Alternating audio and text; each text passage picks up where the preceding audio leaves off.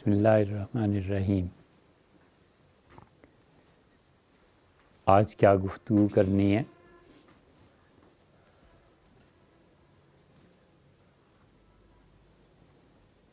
یہ سوال اس لیے ہے تاکہ ہم آپ کو جانچیں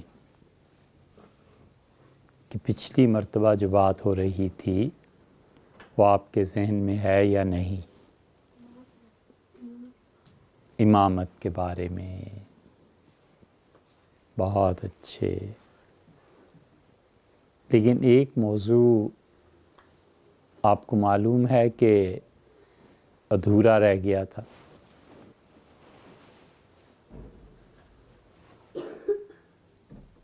ایک موضوع ادھورا رہ گیا تھا، کون سا؟ جب ہم بات کر رہے تھے کہ صحیح الفاظ کیا ہے اور الفاظ کو صحیح طریقے پہ کیسے بولا جاتا ہے۔ اب ایک لفظ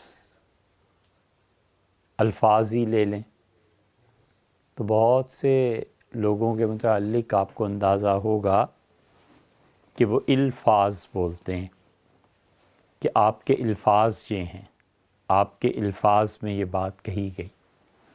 الفاظ کا لفظ استعمال ہوتا ہے نا، الفاظ غلط ہے۔ آپ کوئی جملہ بولیے جس میں الفاظ کا لفظ استعمال کیا گیا ہو، جلدی بولیے، وقت تھوڑا ہے۔ اس کے الفاظ بہت صاف ہیں۔ اس کے الفاظ بہت صاف ہیں۔ اس کے الفاظ بہت صاف ہیں۔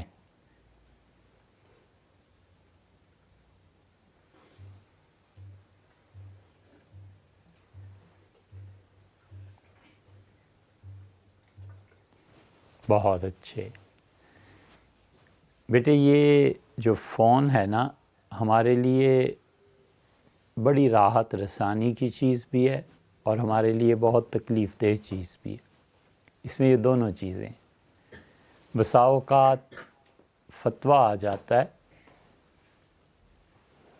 تو اس کا جواب دینے کے لیے، ابھی جو سوال ہم نے پڑھا ہے اور اس کا جواب دیا ہے، یہ کسی صاحب نے سوال کیا ہے کہ ہمارے ایک عزیز کا انتقال مدینہ منورہ میں ہو گیا ہے اور کچھ ائمہ جو ہمارے خاندان کے ہیں، مولوی صاحبان، وہ کہہ رہے ہیں کہ وہیں تدفین کر دو، اور کچھ کہہ رہے ہیں کہ خاندان کے لوگ کہ ان کی میت کو پاکستان لایا جائے۔ اور میرا معاملہ یہ ہے کہ میں چاہتا ہوں کہ ان کی تدفین وہاں کی جائے، تو آپ بتائیے میں ٹھیک ہوں؟ اور ہم نے اس پہ صرف 2 حرف بھیجے ہیں کہ اوکے، یہ ٹھیک ہے، آپ ٹھیک ہیں، ایسے کر لیجئے۔ تو یہ کوئک ڈیسیژنز ہوتے ہیں، لینے پڑتے ہیں، اور مشکل یہ ہے کہ بسا اوقات لوگ نہیں جانتے کہ کتنی دیر گفتگو کرنی ہے، اتنی دیر دوسرے کے پاس وقت بھی ہے یا نہیں۔ قاری صاحب کے لیے کوئی کرسی، کوئی چیز؟ تو آپ نے ایک جملہ بنایا کہ اس کے الفاظ بہت واضح ہیں۔ اب اس کو پڑھ لیجئے، اس کے الفاظ بہت واضح ہیں، غلط ہو گیا۔ الفاظ بہت واضح ہیں، ٹھیک ہے؟ تو یہ موضوع تھوڑا سا رہ گیا تھا۔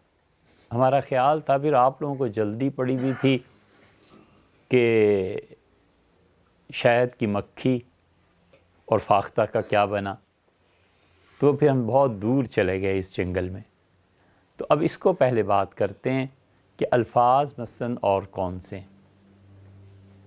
ہم آخری مرتبہ اپنے شیخ حضرت ابو الحسن علی ندوی رحمۃ اللہ علیہ کی خدمت میں حاضر ہوئے، جمعہ کا دن تھا، اور رائے بریلی خانقاہ میں حضرت جمعے کے لیے ادائیگی کے لیے دروازے سے باہر آئے تو گلے لگایا اور پوچھا کہ حضرت رحمۃ اللہ علیہ کا آخر میں یہ ہو گیا تھا کہ بینائی بہت کم رہ گئی تھی، پہچاننا ذرا دشواری سے ہوتا تھا۔ تو پوچھا کہ کون؟ تو لوگوں نے بتایا، تو گلے لگا لیا، باہیں کھولیں اور فرمایا سعید المنتظر، سعید المنتظر۔ پھر فرمایا قران الصادعین، قران الصادعین۔ تو منتظر کس کو کہتے ہیں؟ کہیے، منتظر، شاباش، انتظار کرنے والا، اور منتظر جس کا انتظار کیا جائے، جس کا انتظار کیا جائے۔ ٹھیک ہے بیٹے، بہت اچھا فرمایا ہے۔ بس آپ ہی ہیں جو ان غلط معانی کو جانتے ہیں، ہمیں نہیں معلوم تھا۔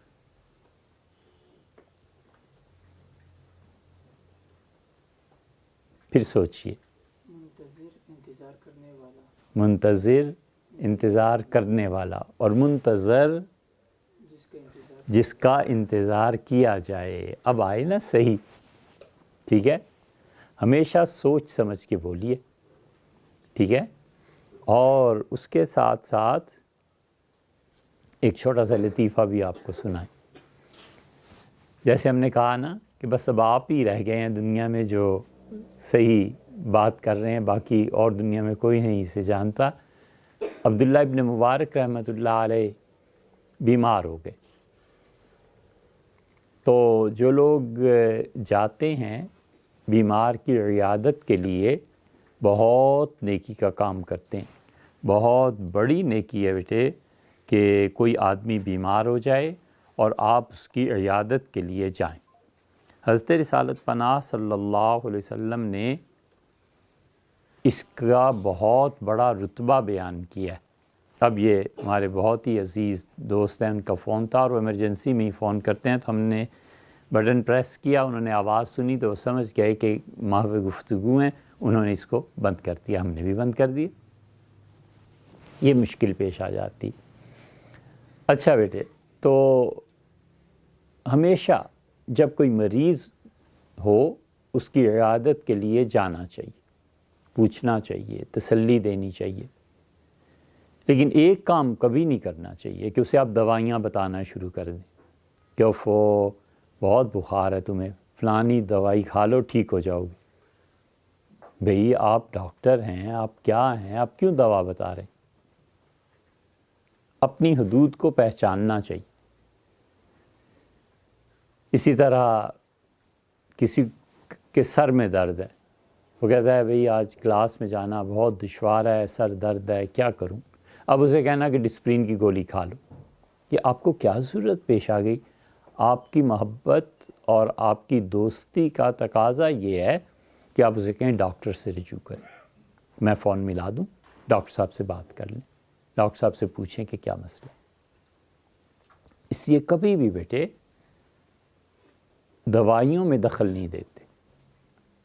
آپ کو 100% معلوم ہو کہ اس کا علاج یہ ہے تو بھی نہیں کہتے، کبھی یہ نہیں کہتے کہ یہ علاج کر لیجئے۔ وجہ اس کی یہ ہے کہ فرض کر لیں کہ آپ نے ایک کو علاج یہ بتا دیا کہ اگر قہوے میں شہد ملا کے پی لو تو تمہاری کھانسی درست ہو جائے گی، اور آپ کو پتہ ہی نہیں تھا کہ یہ خود آدمی جو ہے اسے شہد کے پینے سے ڈاکٹروں نے منع کیا،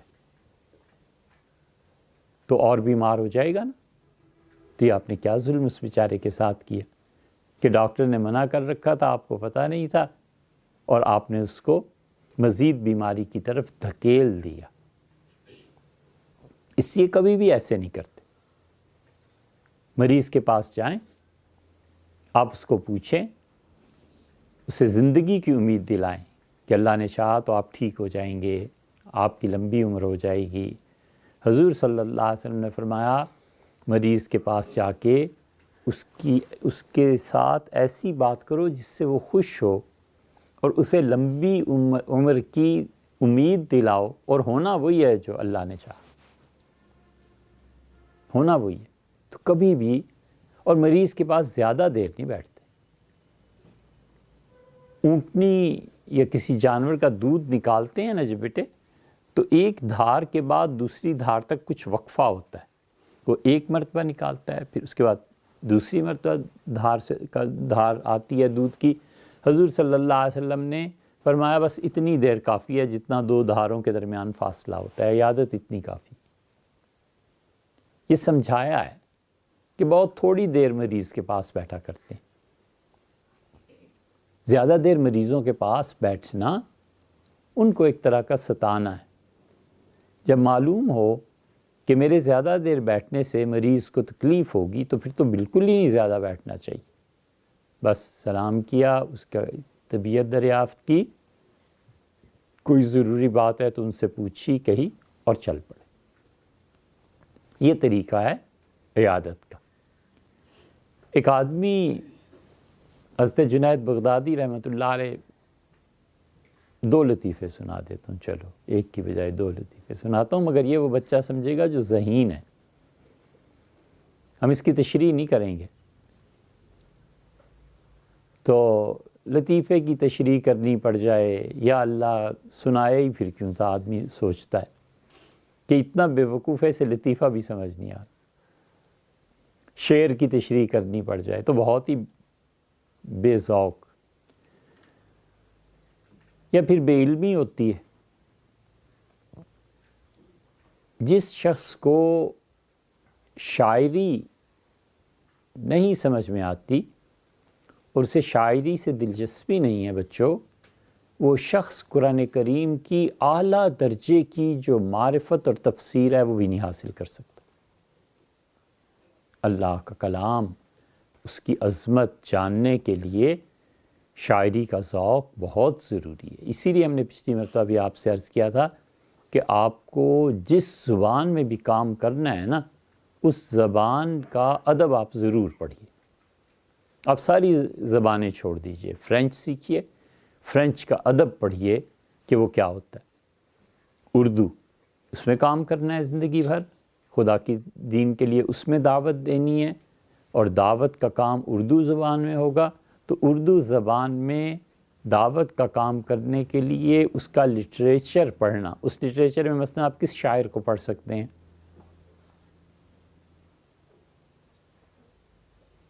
زیادہ بڑی باتیں نیچے آ جائیں. میر تقی میر، میر درد. یہ بعض اوقات بڑی بڑی باتیں ہم کرتے ہیں تاکہ آپ کے کان آشنا رہیں ان سے. پھر جب آپ بڑے ہوں گے نا تو پھر آپ کو پتہ چلے گا کہ کیا چیز. ہماری والدہ بچپن میں ہمیں کہانیاں سناتی تھیں، افلاطون کا تذکرہ اور سقراط کا اور ارسطو کا. تو ہم نے اس وقت یہ الفاظ جو سنے تھے نا، اور ہمارے نانا ان کے پیر و مرشد ہندوستان سے آتے تھے، شاہ عضد الدین صاحب رحمۃ اللہ علیہ. تو ان کی مجلس میں جب بیٹھنا ہوتا تھا تو ابن عربی اور اقبال اور بڑے بڑے لوگوں کا ذکر کرتے تھے رحمہم اللہ. تو ہمیں جستجو ہوتی تھی کہ آخر ابن عربی ہیں کون، یہ بزرگ کس محلے میں رہتے ہیں، کہاں جا کر ان سے نیاز حاصل کیا جائے. یہ سب چیزیں ایسے ہی ہوتی ہیں. تو جنید بغدادی رحمۃ اللہ علیہ بیمار ہو گئے. اب اس لطیفے کی تشریح نہیں کرنی دونوں کی، بس لطیفہ سنو. تو لوگ آئے، ان کی وفات کا مرض تھا، بہت تنگ ہوئے. ایک جماعت آئی، 15-20 لوگ تھے، ان کی عیادت کر کے چلے گئے. پھر 15-20 ہے، پھر ایک اور جماعت آ گئی. ایک تو آ کے بیٹھ ہی گئے. یا اللہ، ایک نماز کا وقت ہو گیا. جنید رحمۃ اللہ علیہ نے نماز پڑھی لیٹے لیٹے، تو اٹھے ہی نہ. کافی دیر جب گزر گئی، انہوں نے آرام کرنا تھا، تو انہوں نے حضرت کے خادم سے کہا کہ اچھا ہم چلتے ہیں. تو حضرت آپ دعا فرما دیں. خادم کو کہا کہ ہم چلتے ہیں، یعنی دروازہ وغیرہ کھولیے، اور حضرت سے کہا کہ حضرت آپ دعا کر دیں. تو حضرت نے خادم کو بلایا اور فرمایا بھئی ان کے لیے دعا مانگو. اور خاص طور پہ اللہ سے یہ دعا مانگنا کہ یا اللہ کسی مریض کی عیادت کرنے کا ادب اور طریقہ بھی ہمیں سکھا دے. سمجھ گئے؟ ایسے ہی عبداللہ ابن مبارک رحمۃ اللہ علیہ بیمار ہو گئے.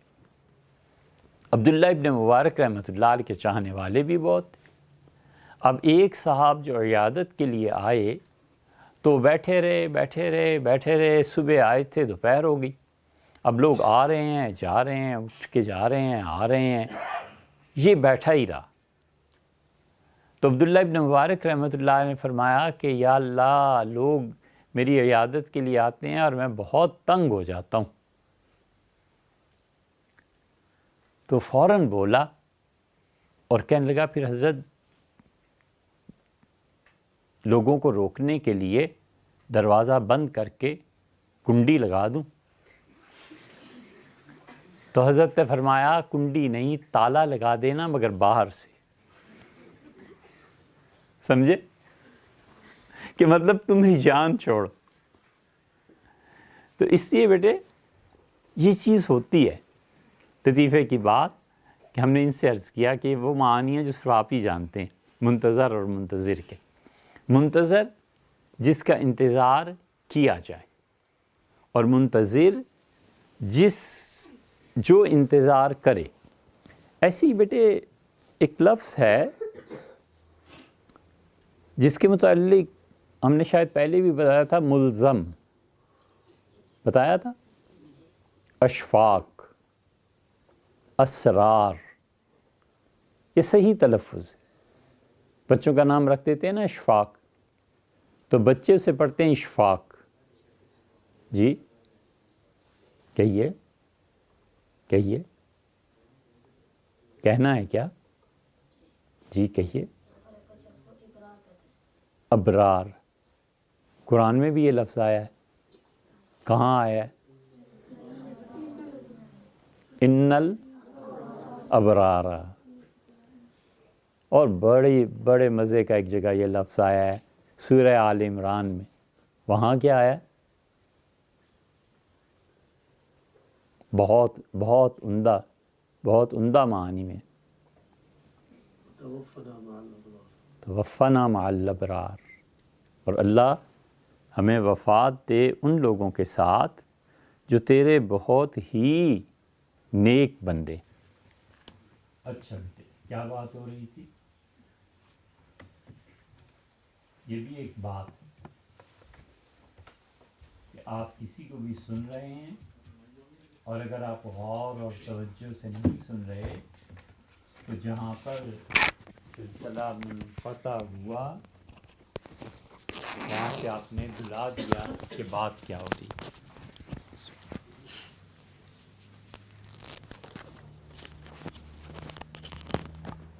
اس لیے اب پھر شروع کرتے ہیں. کیا بات ہو رہی تھی؟ آیت کا ترجمہ کر رہے تھے. وَتَوَفَّنَا مَعَ الْأَبْرَارِ، اور اللہ میں وفات دے جو تیرے بہت زیادہ نیک بندے. تو اب کوئی بچہ پڑھے گا ابرار، غلط کر دیا نا، ابرار. ایسے ہی کیا لفظ تھا؟ منتظر، الفاظ غلط ہو گئے. الفاظ الف پہ زبر پڑھنا چاہیے. ایسے ہی بیٹے میں آپ سے مخاطب ہوں یا میں آپ سے مخاطب ہوں. کیا صحیح ہے؟ بس کوئی بچہ ایک بولے جس کو پتا ہو. میں آپ سے مخاطب ہوں. بہت اچھے. مخاطب کا مطلب متکلم، کلام کرنے والا، خطاب کرنے والا. آپ میرے مخاطب ہیں. مخاطب کا کیا معنی ہے؟ سامع، سننے والا. آپ میرے مخاطب ہیں. میں آپ سے مخاطب ہوں، آپ میرے مخاطب ہیں، یعنی آپ مجھے سننے والے ہیں، اور میں آپ سے کلام کرنے والا ہوں. تو مخاطب، منتظر، مخاطب، منتظر، ٹھیک ہے نا؟ الفاظ ایسے ہوتے ہیں. اسی طرح ہمارے یہاں جب اردو بولی جاتی ہے تو اصل لفظ کیا؟ مملکت، مملکت، مملکت، مملکت. کیا بتایا تھا؟ مملکت بتایا تھا، مملکت بتایا تھا. اچھا، آپ بھی سوچ کے آئیے، ہم بھی سوچ. پچھلی مرتبہ بھی ایک کام تو دیا تھا، آپ کو یاد ہے؟ کیا کام تھا؟ وہ جانوروں کے نام یاد کر درندوں کے نام یاد کر رہے تھے. آپ نے کہا تھا 4 کے میں نے بتا دیے، 3 کے آپ نے کہا سے. ہاں، وہ دیکھا آپ نے؟ کون ہے؟ مگرمچھ. 7 کون سے درندے ہیں؟ آپ کیا کہہ رہے ہیں؟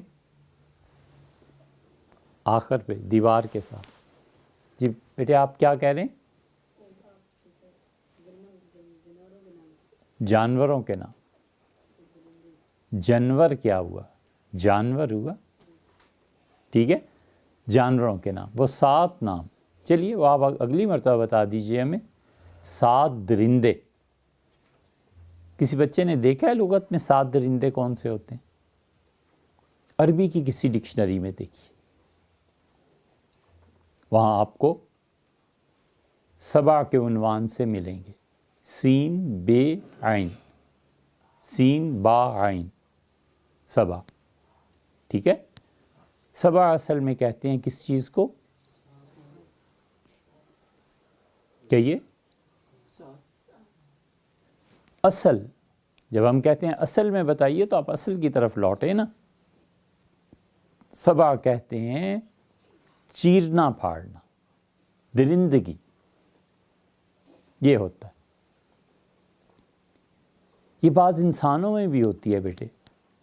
ہمیشہ اپنی روح کو درندگی سے بچانا ہے،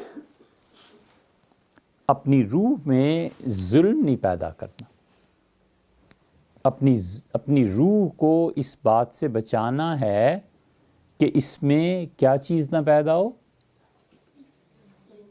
درندگی. یہ بچہ دیکھو نا، غور سے سنا ہے اس نے. ہمیشہ اپنے آپ کو اس چیز سے بچانا ہے بیٹے. کچھ ہو جائے درندہ نہیں بننا.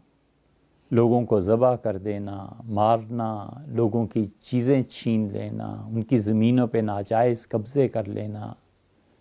آپ کو اختیار مل گیا ہے 4 دن کے لیے، اب آپ لوگوں کی عزتوں سے کھیلنا شروع کر دیں. یہ نہیں کرنا. اس کا نقصان پتہ ہے بیٹے کیا ہے؟ یہ 7 درندوں کا جو نام ہے نا، آپ اسے دیکھ کے آئیے. چلیے آپ کو نقصان بتا ہی دیتے ہیں. اس کا نقصان یہ ہوتا ہے بیٹے کہ درندے لوگ جب مرتے ہیں نا تو ان کی روحیں اللہ تعالیٰ مسخ کر کے اس درندے جیسی بنا دیتا ہے.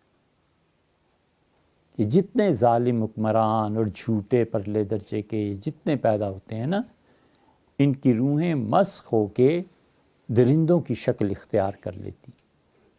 ان میں سے مرنے کے بعد ان کی روح کسی کی کتے کی صورت میں بن جاتی ہے، کسی کی روح جو ہے بھیڑیے کی صورت میں، کسی کی روح شیر کی صورت میں، کسی کی روح سانپ کی صورت میں. بڑی اچھی کتاب ہے، بہت اچھے ایک فلسفی گزرے ہیں، ملا صدرہ. انہوں نے اس موضوع پہ ایک کتاب لکھی ہے، غالباً مبدأ و معاد میں اس کا ذکر کیا ہے انہوں نے. ان کی بہت سی کتابیں یہاں لائبریری میں ہم نے پڑھی ہیں، اس کو آپ پڑھیے. حضرت شاہ عبدالعزیز صاحب محدث دہلوی رحمۃ اللہ علیہ نے ایک جگہ اپنے چیزوں میں اس کا ذکر کیا کہ انسان کی روح کس طرح جانور بن جاتی. یہ جتنے درندے صفت انسان ہوتے ہیں نا، ان کی روحیں مرنے کے بعد ایسی ہو جاتی.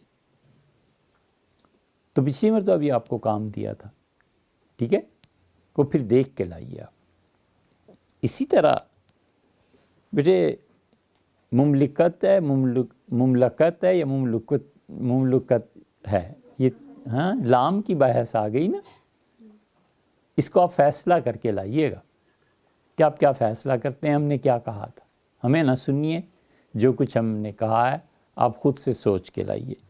اسی طرح بیٹے ایک چیز ہوتی ہے مشاعرہ، یہ عام طور پہ اردو بولنے والے بھی اسے غلط پڑھتے ہیں. آج مشاعرے میں، مشاعرہ میں تشریف لائے، مشاعرہ پڑھتے ہیں، عین پہ زیر پڑھتے ہیں، یہ غلط ہے، عین پہ زبر پڑھنی چاہیے. جس طرح ماہانہ تنخواہ ملتی ہے تو اسے کہتے ہیں مشاہرہ، اسی طرح مشاعرہ عین پہ زبر آتی ہے. اس طرح ایک ایک لفظ کو اردو زبان میں سیکھا جاتا ہے صحیح تلفظ کے ساتھ. اردو کا جب بالکل ابتدائی دور تھا تو ہماری زبان میں اس وقت جو عظیم شعراء اور اردو لکھنے والے لوگ پیدا ہوئے، اس زمانے میں ایک بہت بڑی ہستی خواجہ میر، یہ جو کتابیں پڑھتے ہیں نا بچے، آگے بتائیں کیا آئے گا. 2 میر ہی تو ہندوستان میں مشہور ہوئے، ایک کا نام ہم بتا دیں، آدھا کام آپ کر لیں. ہم بتائیں. ایک تو جو مشہور ہوئے وہ میر تقی میر تھے، اور دوسرا آپ بتائیے کون تھے؟ میر حسن. میر حسن نام کے تو بہت ہیں. میر حسن، علامہ اقبال کے دوست بھی تھے ایک میر حسن، بہت نفیس آدمی تھے.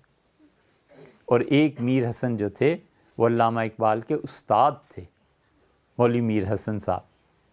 میر حسن نام کے تو بہت ہیں. میر حسن کیوں آیا آپ کے ذہن میں؟ پڑھا تھا؟ ماشاءاللہ. کس کتاب میں؟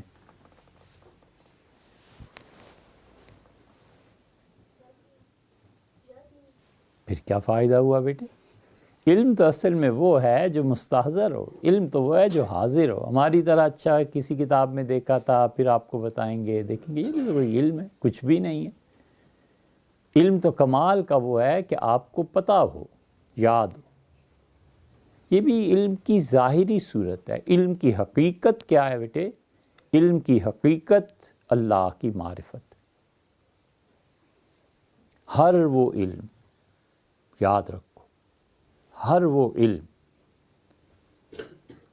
جو اللہ کی پہچان نہیں سکھاتا جہالت ہے، اور ہر وہ عقیدہ جو انسان کے اخلاقیات پہ اثر نہیں ڈالتا وہ عقیدہ بیکار ہے. ہر وہ علم جو انسان کو اللہ کی معرفت نہیں سکھاتا وہ کوئی علم نہیں. ایک ڈاکٹر ہے، وہ میڈیکل پڑھتا ہے، پھر وہ جب ان سارے نظاموں پہ غور کرتا ہے تو کہتا ہے یار واقعی اللہ ہے، اور اللہ نے کمال کی چیز انسان کو بنایا. دیکھو اس کی رگیں کیسی بنائی ہیں، خون کیسے چلتا ہے. اس کو اس کے اس علم نے، پڑھنے نے اللہ تک پہنچایا ہے. ایک آدمی انجینئر ہے، جب وہ انجینئر سمندر پر غور کرتا ہے اور اس کی تہہ پہ غور کرتا ہے اور پانی کے اتار چڑھاؤ پہ اور چاند کا سمندر کے ساتھ کیا تعلق ہے، یہ بھی بڑی دلچسپ بات ہے. آپ کو پتہ ہے کہ چاند اور سمندر کا تعلق ہے. سمندر کا پانی چڑھاتا ہے جب چاند کی عروج کی تاریخیں ہوتی ہیں. آپ کو نہیں معلوم؟ ہاں، پہلی بار سن رہے ہیں؟ اچھا، اس کو آپ پڑھیے گا. تو ان چیزوں کو دیکھ کر اللہ تک پہنچتا ہے کہ اللہ کے علاوہ کوئی نہیں کر سکتا. یہ انجینئرنگ پڑھنا اس کا، یہ اللہ کی معرفت اس سے حاصل کرنا، یہ صحیح چیز ہے. علم اللہ کی راہ کی دلیل بن گئی. اور ایسے ہی بیٹے ہر اخلاق، ہر عقیدہ جو انسانی اخلاقیات پہ اثر نہیں ڈالتا بیکار کا عقیدہ. مثلاً ایک آدمی کا عقیدہ ہے کہ اللہ حساب لے گا، اگر یہ اس کا عقیدہ ہے نا کہ مرنا ہے، قبر میں جانا ہے، اللہ کے ہاں حساب و کتاب ہوگا، آخرت میں حساب و کتاب ہوگا،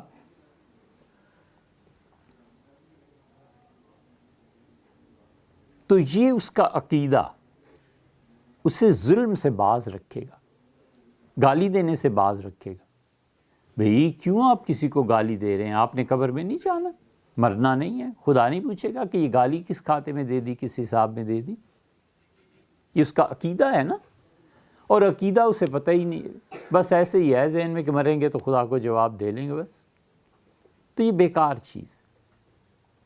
عقیدہ ہمیشہ انسانی اخلاقیات پر اثر انداز ہوتا ہے۔ اب پتہ ہے کہ حضور اقدس صلی اللہ علیہ وسلم نے یہ بات فرمائی کہ جس شخص نے عصر کی نماز نہیں پڑھی فَكَأَنَّمَا وُتِرَ عَنْ أَهْلِهِ وَمَالِهِ، وہ تو ایسا برباد ہوا کہ اس کا گھر لٹ گیا اور اس کا مال، اس کی ساری جو زندگی کی پونجی تھی ضائع ہو گئی، اجڑ گیا وہ آدمی۔ اس کا عقیدہ ہے کہ حضور صلی اللہ علیہ وسلم جو بات کہتے ہیں وہ سچ، اس کے باوجود عصر کی نماز نہیں پڑھتا، تو اس عقیدے کو آگ لگانی۔ ایسے لوگوں کے عقیدے بیٹے محض ذہن کے حافظے میں ہوتے ہیں، نہ انہیں خدا سے کوئی دلچسپی ہوتی ہے، نہ انہیں رسول صلی اللہ علیہ وسلم سے کوئی دلچسپی ہوتی ہے، اور سب سے بڑھ کر یہ کہ جہاں پٹائی ہوگی نا قبر میں، اس سے تو بالکل انہیں دلچسپی نہیں ہوتی۔ اس لیے ہمیشہ علم جو اللہ کی معرفت نہ سکھائے اور عقیدہ جو انسان کے اخلاقیات نہ بنائے، بیکار کی باتیں۔ اچھا بھئی، تو بات آپ سے یہ چل رہی ہے کہ صحیح الفاظ کیسے بولے جاتے ہیں؟ مشاعرہ اور مشاہرہ، یعنی مہینے کے آخر پہ یا جو چیزیں بھی تنخواہ میں ملتی ہیں۔ اسی طرح بیٹے ایک اور لفظ ہے جسے کبھی کبھی بولتے ہیں جہنم۔ قرآن میں کیا آیا ہے؟ جہنم، نون پہ زبر آئی، ٹھیک ہے؟ اس کو جہنم پڑھنا چاہیے، جہنم نہیں پڑھتے، جہنم میں جاؤ، وَلِعِیَاذُ بِاللَّہ، یہ کسی سے نہیں کہنا چاہیے۔ بہت سخت چیز ہے، بہت سخت بد دعا ہے کہ جہنم میں جاؤ۔ وہ ایسی چیز ہے بیٹے، اللہ نے، اللہ کے فرشتوں نے، اللہ تعالیٰ نے اسے سکھایا ہے اس کے متعلق کہ اللہ کی پناہ مانگو، ربنا اصرف عنا عذاب جہنم، اے اللہ ہمیں جہنم کے عذاب سے بچا، ان عذابہا کان غرام، اور اللہ وہ تو عذاب ایسا ہے جیسے چٹی تاوان پڑ جائے،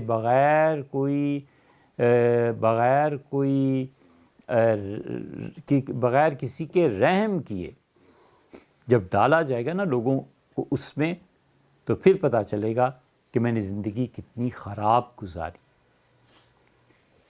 اس لیے بیٹے ہر ایک کا حق پہچاننا چاہیے۔ اللہ تعالیٰ کا حق ہم پہ بنتا ہے، ہم اللہ کی سنیں اور مانیں۔ ہمارے بڑوں کا حق بنتا ہے، ہم ان کی سنیں اور مانیں۔ اسی طرح اور کیا ہے؟ حضور صلی اللہ علیہ وسلم کا حق بنتا ہے کہ اللہ نے جو چیزیں خاص طور پہ ان کے ساتھ کر دی ہیں، ہم اس میں کسی کو شریک نہ کریں۔ نبوت حضور صلی اللہ علیہ وسلم پر ختم ہو گئی، اب ہم اس میں کسی کو شریک کریں، کسی اور کے متعلق یہ کہیں کہ یہ شخص نبی ہے، بہت ہی بری بات ہے، بہت ہی غلط بات ہے۔ بزرگ اتنے محتاط تھے کہ آپ کو پتہ ہے اچ کس جانور کا نام ہے؟ الف واو چے۔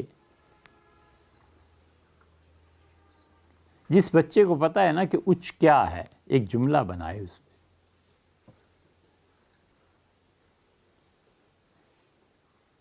نہیں معلوم؟ اچھا ہم ایک جملہ آپ کو بتاتے ہیں، آپ اس سے ہمیں یہ بتائیے کہ اچ ہے کیا، یہ کس جانور کا نام ہے؟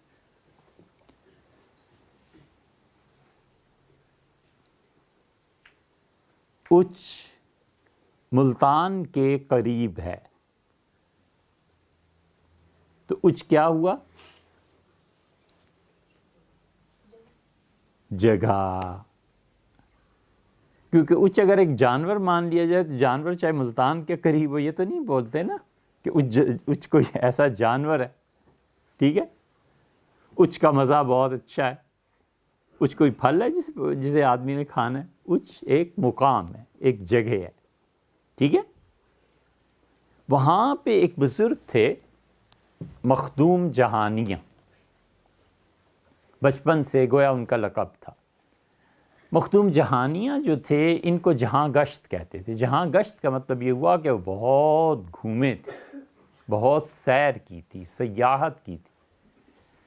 آپ جب بڑے ہو جائیں اور آپ کے پاس اپنا پیسہ ہو خود کا تو آپ سیاحت کیجئے گا۔ اللہ تعالیٰ نے قرآن کریم میں سیاحت کرنے والوں کی تعریف کی ہے کہ وہ اللہ کی زمین پہ چلتے پھرتے ہیں اور اللہ کی نشانیوں کو دیکھتے ہیں۔ تو ٹریولنگ کرنے والا، جہاں گشت، بہت زیادہ جنہوں نے جہان دیکھا، بہت زیادہ دنیا انہوں نے دیکھی، وہ گھومتے پھرتے تھے۔ اچ سے نکلے، ملتان آئے، ملتان پھر انہوں نے پڑھا، پھر ملتان اور اچ میں جو کچھ انہوں نے پڑھا تھا اس کو پڑھنے کے لیے پھر وہ حرمین شریفین چلے گئے، اور وہاں پر رہ کے اہل مکہ اور اہل مدینہ ان سے ان کا بڑا اختلاط رہا، اور وہاں پہ پھر انہوں نے کتابیں پڑھی وہاں کے اساتذہ سے۔ پھر بغداد تشریف لے گئے، بڑے بڑے لوگ تھے جن سے وہ ملے۔ یہ وہ دور تھا 7ویں 8ویں صدی کا، یعنی 600 سے آپ شروع کریں اور 690، پھر 700 اور 700 کے بعد یہ صدیاں بہت بہت رچ تھیں۔ اللہ تعالیٰ نے پورے عالم اسلام پہ جیسے مٹھی کھول دی ہو اور مسلسل ایک سے ایک بڑی شخصیت پیدا ہو رہی تھی، ہندوستان میں بھی اور پورے عالم اسلام میں، مصر میں، حرمین شریفین میں بہت نامور لوگ اٹھے۔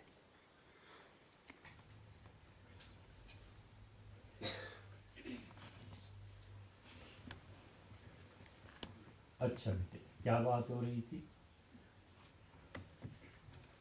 یہ بھی ایک بات ہے کہ آپ کسی کو بھی سن رہے ہیں اور اگر آپ غور اور توجہ سے نہیں سن رہے تو جہاں پر سلسلہ منقطع ہوا وہاں سے آپ نے بلا دیا کہ بات کیا ہو رہی۔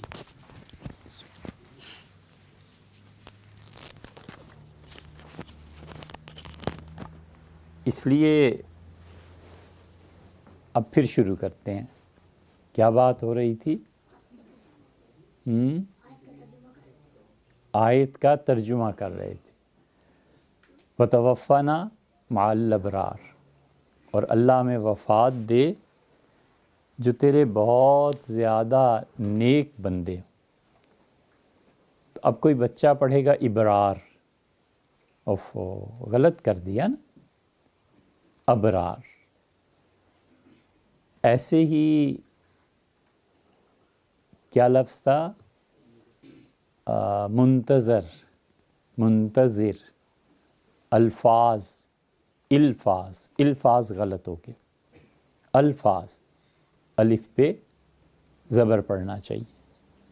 ایسے ہی بیٹے میں آپ سے مخاطب ہوں یا میں آپ سے مخاطب ہوں،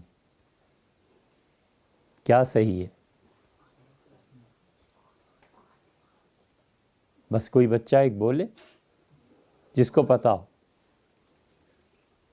میں آپ سے مخاطب ہوں، بہت اچھے۔ مخاطب کا مطلب متکلم، کلام کرنے والا، خطاب کرنے والا۔ آپ میرے مخاطب ہیں۔ مخاطب کا کیا معنی ہے؟ سامع، سننے والا۔ آپ میرے مخاطب ہیں، میں آپ سے مخاطب ہوں، آپ میرے مخاطب ہیں، یعنی آپ مجھے سننے والے ہیں اور میں آپ سے کلام کرنے والا ہوں۔ تو مخاطب، منتظر، مخاطب، منتظر، ٹھیک ہے نا؟ الفاظ ایسے ہوتے ہیں۔ اسی طرح ہمارے ہاں جب اردو بولی جاتی ہے تو اصل لفظ کیا؟ مملکت، مملکت، مملکت، مملکت کیا بتایا تھا؟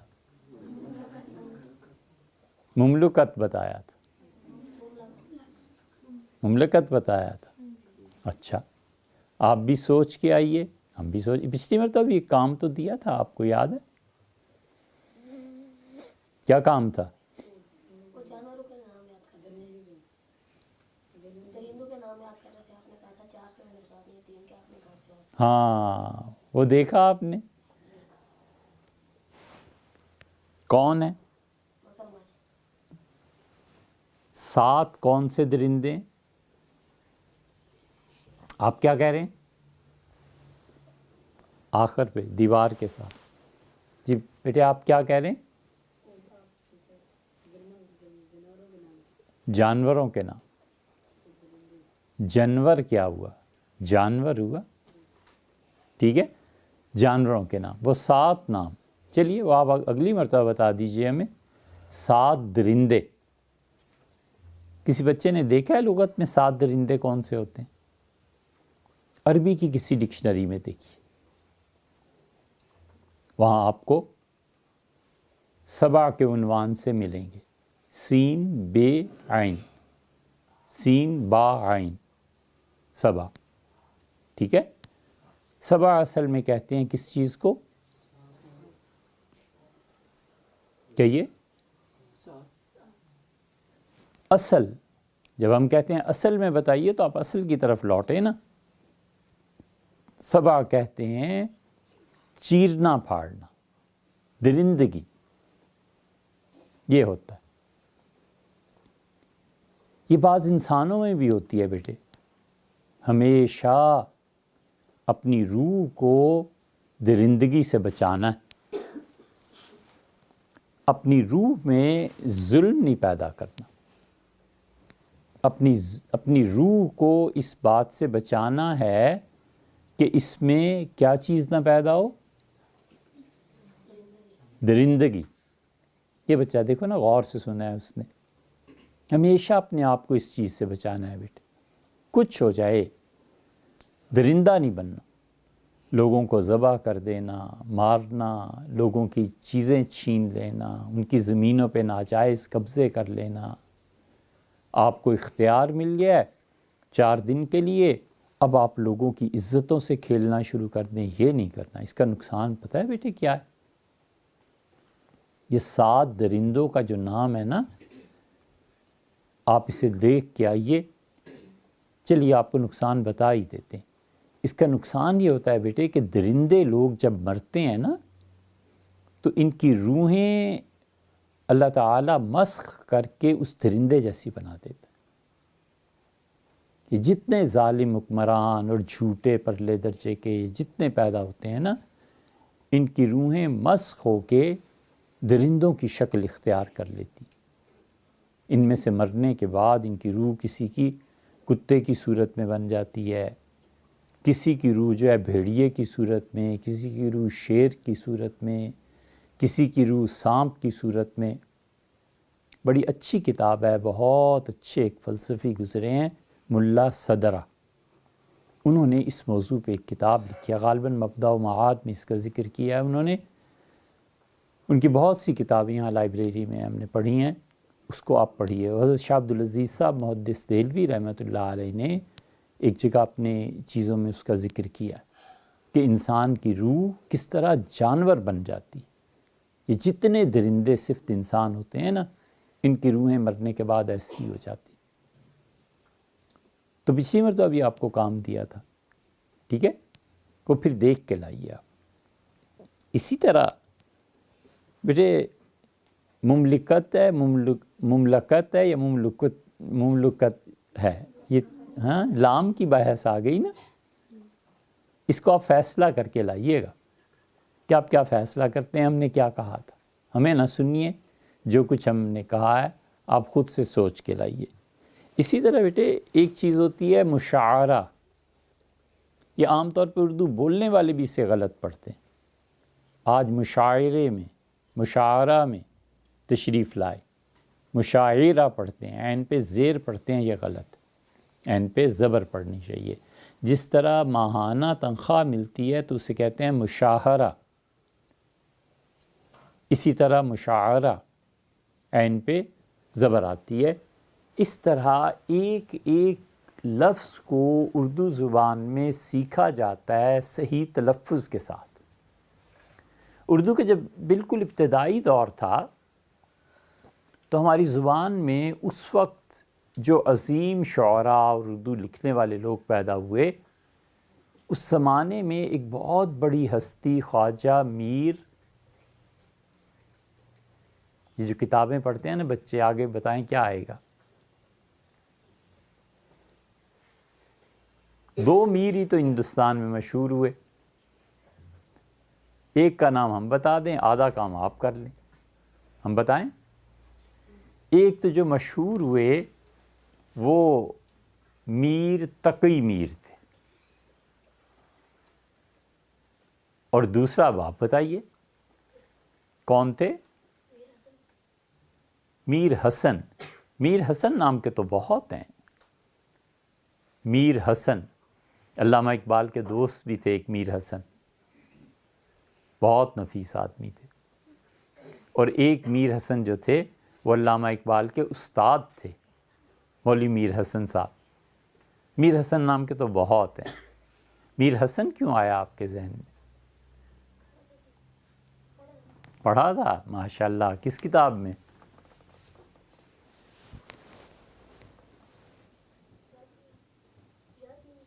پھر کیا فائدہ ہوا بیٹے؟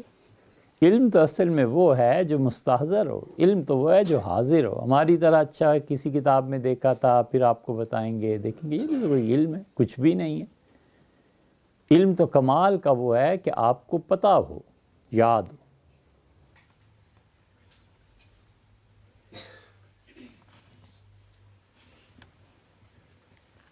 اچھا بیٹے، کیا بات ہو رہی تھی؟ یہ بھی ایک بات ہے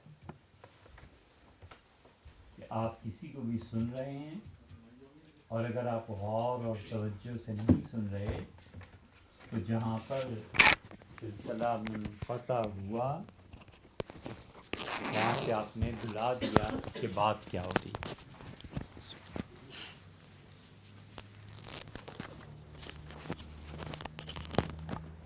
اس لیے اب پھر شروع کرتے ہیں. کیا بات ہو رہی تھی؟ آیت کا ترجمہ کر رہے تھے. وَتَوَفَّنَا مَعَ الْأَبْرَارِ، اور اللہ میں وفات دے جو تیرے بہت زیادہ نیک بندے ہوں. تو اب کوئی بچہ پڑھے گا ابرار، غلط کر دیا نا، ابرار. ایسے ہی کیا لفظ تھا؟ منتظر. الفاظ غلط ہو گئے. الفاظ، الف پہ زبر پڑھنا چاہیے. ایسے ہی بیٹے میں آپ سے مخاطب ہوں یا میں آپ سے مخاطب ہوں، کیا صحیح ہے؟ بس کوئی بچہ ایک بولے جس کو پتا ہو. میں آپ سے مخاطب ہوں. بہت اچھے. مخاطب کا مطلب متکلم، کلام کرنے والا، خطاب کرنے والا. آپ میرے مخاطب ہیں. مخاطب کا کیا معنی ہے؟ سامع، سننے والا. آپ میرے مخاطب ہیں. میں آپ سے مخاطب ہوں، آپ میرے مخاطب ہیں، یعنی آپ مجھے سننے والے ہیں اور میں آپ سے کلام کرنے والا ہوں. تو مخاطب، منتظر، مخاطب، منتظر. ٹھیک ہے نا؟ الفاظ ایسے ہوتے ہیں. اسی طرح ہمارے ہاں جب اردو بولی جاتی ہے تو اصل لفظ کیا؟ مملکت. مملکت، مملکت، مملکت کیا بتایا تھا؟ مملکت بتایا تھا، مملکت بتایا تھا. اچھا آپ بھی سوچ کے آئیے، ہم بھی سوچ، پچھلی مرتبہ بھی ایک کام تو دیا تھا، آپ کو یاد ہے کیا کام تھا؟ وہ جانوروں کے نام یاد کر درندوں کے نام یاد کر رہے تھے. آپ نے کہا تھا 4 کے میں نے بتا دیے، 3 کے آپ نے کہا سے یاد. ہاں محدث دہلوی رحمۃ اللہ علیہ اللہ کے ان بندوں میں سے تھے بیٹے جن بندوں کو روحانیت میں اتنا عروج حاصل ہوتا ہے کہ وہ اپنے خواب میں اور کبھی کبھی عالم بیداری میں وہ لوگوں کو جو جانور ان کی روح بن جاتی ہے اس اندر کے جانور کو دیکھ لیتے. مثلا وہ خواب دیکھتے ہیں کہ ایک بندر آ گیا ہے اور اس نے بندر نے مجھے پیسے دیے. اگلے دن کوئی آدمی آ کے انہیں پیسے دے رہا ہوتا ہے تو وہ سمجھ جاتے ہیں کہ یہ حقیقت میں بندر ہے. اللہ کے یہ بندے جب ذکر اذکار ان چیزوں میں پڑھتے ہیں نا تو اللہ کی معرفت میں پھر ایک وقت ایسا آ جاتا ہے کہ انہوں نے دیکھا کہ ایک کتا ہے اور محبت کی وجہ سے میرے ہاتھ چاٹ رہا ہے. کتے چاٹتے ہیں نا زبان سے، زبان باہر نکال کے، تو سمجھ جاتے ہیں کہ ہے تو یہ اصل میں کتا مگر زبان سے چاٹ رہا ہے، محبت کا اظہار کر رہا ہے، لیکن در حقیقت اس میں وہ بری چیزیں پائی جاتی ہیں جو کتے میں پائی جاتی ہیں. یہ بہت گہری باتیں ہیں بیٹے اور بہت تفصیل سے خدا کی توفیق سے پڑھنے کا موقع ملا. وہ اللہ کے بندے کبھی خواب میں دیکھتے ہیں، کبھی بالکل ظاہراً دیکھ لیتے ہیں. دلی میں ایک آدمی تھا فصیح الدین اس کا نام تھا. فصیح الدین بہت خدمت کرتے تھے حضرت شاہ عبد العزیز صاحب محدث دہلوی رحمۃ اللہ علیہ کی. تعلق بھی تھا، حضرت اپنے بیٹوں کی طرح اسے رکھتے تھے. جمعہ پڑھنے کے لیے شاہ عبد العزیز صاحب رحمۃ اللہ جب جامع مسجد دلی میں جاتے تھے تو پگڑی پہنتے تھے نا، تو پگڑی میں پیچھے جو کپڑا لٹک رہا ہوتا ہے اسے کیا کہتے ہیں؟ کیا کہتے ہیں؟ دیکھیں نا آپ کتنی چیزیں آپ کو نہیں معلوم. آپ کیوں نہیں پڑھتے؟ جو پڑھتا نہیں ہے نا بیٹے ہماری کوئی دوستی بھی نہیں اس سے نا، ٹھیک ہے نا، دوستی کرنی بھی نہیں چاہیے. تو وہ جو شملہ وہ کپڑا اٹھا کر اپنی آنکھوں پہ رکھ لیتے تھے، نیچے دیکھتے رہتے تھے اور پھر کسی جگہ جا کر بیٹھ جاتے تھے اور امام صاحب کے پیچھے جمعہ پڑھ کے واپس ہو جاتے تھے. تو ایک دن فصیح الدین نے کہا کہ حضرت یہ آپ کیا کرتے ہیں؟ آپ مسجد میں آتے ہیں اور آپ اپنی پگڑی کا شملہ اپنی آنکھوں پہ رکھ کے نیچے دیکھ کے ایک جگہ چلے جاتے ہیں، نماز پڑھ کے پھر گھر تشریف لے جاتے ہیں، تو آنکھیں کیوں آپ نیچے کر لیتے ہیں، پردہ کر لیتے ہیں؟ تو حضرت چپ رہے، کچھ نہیں کہا. فصیح الدین سمجھ گئے کہ شاہ عبد العزیز صاحب رحمۃ اللہ علیہ کی عادت تھی جب جواب نہیں دینا ہوتا تھا خاموش رہتے تھے، ہوگی کوئی مصلحت. لکھتے ہیں کہ اگلے جمعے کو جب میں مسجد میں حضرت کو لے کے پہنچا، بہت بوڑھے ضعیف ہو گئے تھے، میرے ہاتھ میں ہاتھ رکھ کے سہارے سے چلتے تھے. تو حضرت ایک لمحے کو رکے، ہم لوگ بھی رک گئے. تو حضرت نے پگڑی اتاری اپنی اور میرے سر پہ رکھ دی. اب جو میں دیکھتا ہوں جامع مسجد میں تو ہزاروں کتے، سانپ، شیر، درندے، سور پھر رہے ہیں. 100-150 آدمی تھا اور باقی سب کے سب جانور تھے. تو میں تو گھبرا گیا، شدید خوف طاری ہوا اور میں نے جلدی سے پگڑی حضرت رحمۃ اللہ پہ ہاتھ رکھا اور پہنی. فرمایا اب تمہیں سمجھ آئی کہ میں اپنی آنکھیں کیوں بند رکھتا ہوں. یہ ہوتا ہے بیٹے، روح برباد ہو جاتی ہے، روح تباہ ہو جاتی ہے۔ آپ جب پڑھیں گے نا تو انتہائی اچھی کتابیں، جب آپ کا لیول بہت بلند ہو جائے گا تو آپ اس نتیجے پر پہنچیں گے کہ انسانی روح، پھر ایسے جانوروں کو خدا جہنم میں ڈال کر پھر کوئی انسان کا بچہ بنا تو اسے جنت میں بھیجے گا، یا پھر خدا فضل فرماتے۔ اسے بیٹے ہم تو ایک کہہ رہے تھے، پھر 3 چیزیں ہو گئیں۔ پہلی بات کیا ہوئی آج؟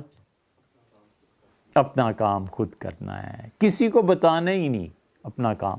دوسری، ہاں یہ تو آپ کے گھر کا کام ہو گیا کہ 7 جانور آپ نے تلاش کرنے۔ دوسری بات جو یہاں سے سیکھی وہ کیا ہوئی؟